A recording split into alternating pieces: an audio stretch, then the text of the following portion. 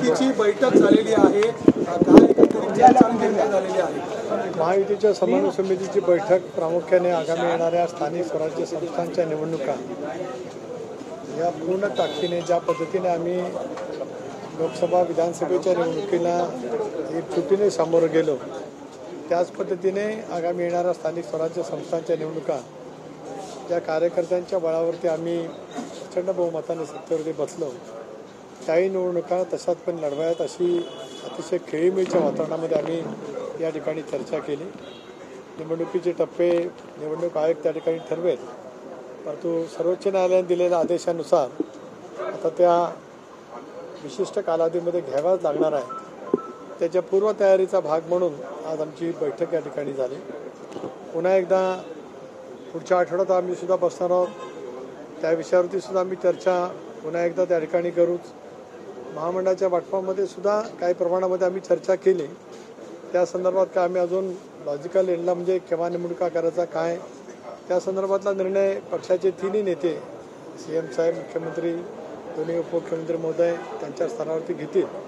परंतु स्थानिक स्वराज्य संस्थांच्या निवडणुका मात्र ताकदीने लढवाव्यात असं आमचं एकमत त्या ठिकाणी झालं. पण या निवडणुका एकत्र महायुती म्हणून लढल्या जाईल की स्वतंत्र लढल्या जाईल? कारण बऱ्याच ठिकाणी स्वबळाचा नारा दिला जातो. रायगडमध्ये देखील एक असं आहे की अनेक वेळेला स्थानिक पातळीवरती वेगवेगळी राजकीय परिस्थिती असतेच. दीर्घकाळ वेगवेगळ्या राजकीय भूमिकेतून प्रत्येकजण वावरलेला असल्यामुळे तशापैकी स्थिती स्थानिक पातळीवरती असतेच. विधानसभेच्या वेळेला सुद्धा काही मतदारसंघामध्ये वेगवेगळ्या ठिकाणी मागणी होती, परंतु ज्या वेळेला पक्षाचे तिन्ही नेते बसले किंवा पक्षाची आता जी जशी समन्वय समिती आहे तशी त्यावेळेला होती, त्यावेळेला जसं आम्ही बसलो आणि आम्ही मतदारसंघ वाटले तसं यावेळेला सुद्धा निश्चितपणे त्या वतीमध्ये होईल.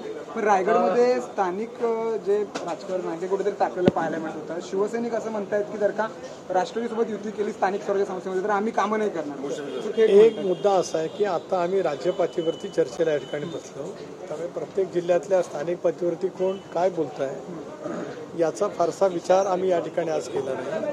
राज्यातल्या जनतेने 238 जागांवरती म्हणजे राज्याची स्थापना झाल्यापासून जो पक्ष सत्तेवरती आला, जी युती सत्तेवरती आली, जी आघाडी सत्तेवरती आली, त्यांना जेवढं बहुमत मिळालं नव्हतं तेवढं बहुमत आज राज्याच्या निर्मितीनंतर महायुतीला त्या ठिकाणी मिळालेलं आहे. त्यामुळे लोकभावनेचा, जनभावनेचा आदर करणं हे आम्हा तिन्ही पक्षाच्या कार्यकर्त्यांचं, नेत्यांचं कर्तव्य आहे. त्या पद्धतीने निवडणुकीला सामोरं जाऊ. तर रायगड नंतर परभणीमध्ये आता 5वी पर्यंत अजितदादांनी म्हटलंय की 5वी पर्यंत हिंदी भाषेची सक्ती नको, 5वी नंतर हिंदी भाषेची सक्ती. आता या संदर्भामध्ये शेवटी तीन नेते आहेत ते बसून निर्णय घेतीलच. जनभावना नेमक्या काय आहेत, शेवटी उद्याच्या जगाच्या स्पर्धेमध्ये उतरायचं असेल तर कुठल्या कुठल्या भाषा अवगत करणं आपल्याला आवश्यक ठरू शकतं, याचाही साकल्याने विचार आहे. त्यामुळे ते पहिलीपासून सक्तीचं करावं की 5वीपासून त्याचा निर्णय हे तिन्ही नेते बसून लवकरच करतील. सर, रायगड नंतर परभणीमध्ये बाबाजानी दुर्राणींच्या प्रवेशाला शिवसेनेने विरोध केला आहे. दुर्राणींवरती अनेक गंभीर आरोप आहेत आणि त्यामुळे त्यांच्या आरोपांची आधी चौकशी व्हावी मग प्रवेश द्यावा असं त्यांचं म्हणणं आहे. रायगड नंतर परभणीत हा वाद पाहायला मिळतो. एक असं आहे की वेगवेगळ्या जिल्ह्यांमधील होणारी पक्षांतरं किंवा पक्षप्रवेश, पक्षांतरं म्हणण्यापेक्षा पक्षप्रवेश, आज भारतीय जनता पक्ष असेल किंवा शिवसेना असेल किंवा राष्ट्रवादी काँग्रेस पक्ष असेल, या पक्षामध्ये पक्षप्रवेश होत आहे आणि तो पक्षप्रवेश होत असताना स्वाभाविकपणाने स्थानिक पातळीवरती मतमतांतर असू शकतील, परंतु त्या मतमतांतरापेक्षा राज्य पातळीवरचं नेतृत्व समंजसपणाने या संदर्भातला निर्णय त्या ठिकाणी घेत आहे. एवढंच मला या वतीमध्ये बोलायचं आहे.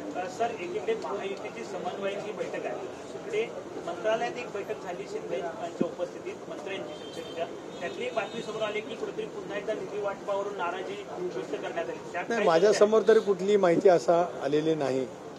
ज्यांच्या कोणाच्या समोर आले असेल तर ते निश्चित या वतीमध्ये वक्तव्य करतील. एक असं आहे की राज्यातला कुठलाही निर्णय, धोरणात्मक निर्णय असेल, राज्याचा अर्थसंकल्प असेल, जरूर अर्थसंकल्प अर्थमंत्री तयार करतात, कारण एकेकाळी मी पण अर्थसंकल्प मांडला होता, परंतु राज्याचे मुख्यमंत्री, आज हे आघाडीचं महायुतीचं सरकार आहे, स्वाभाविकपणाने मुख्यमंत्री म्हणून देवेंद्रजी असतील, उपमुख्यमंत्री म्हणून एकनाथराव असतील, अर्थ खात्याचे मंत्री आणि उपमुख्यमंत्री म्हणून अजितदादा असतील, एकत्रितपणाने या गोष्टीचा विचार करतात. शेवटी महाराष्ट्राचा हिताचा विचार करणारे सगळे नेते असल्यामुळे या संदर्भामध्ये कुठलाही जराही मतभेद असायचं काही कारण नाही.